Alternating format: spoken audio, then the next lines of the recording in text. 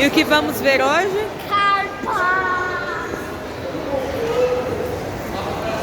Deixa eu ver. Nossa, você foi desafiado aqui hoje, Luiz? Da carinha. Vamos ver se você vai conseguir? Vai! Uhul! Você também vai tentar, Maria? Dar carinho nelas?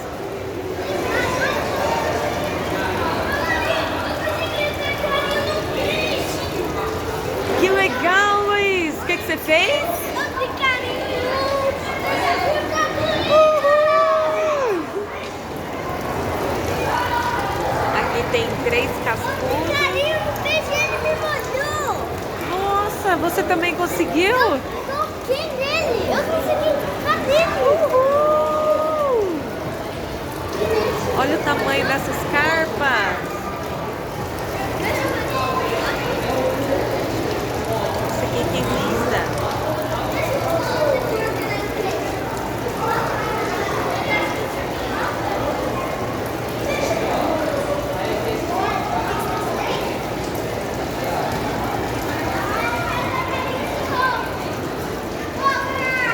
Olha o tanto, né, Luiz?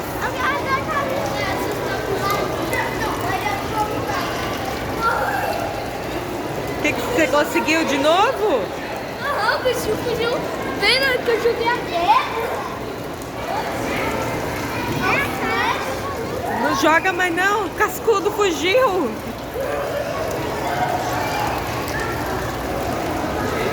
Vamos ver do outro lado, Maria. Cadê eles, Guel? De boa na lagoa.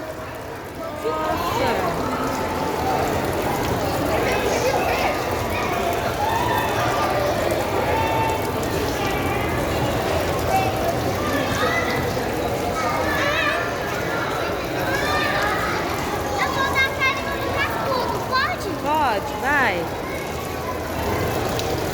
Mas se ele me morder? Faz o teste, vai.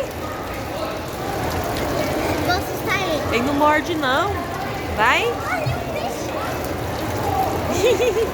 Fugiu, Maria.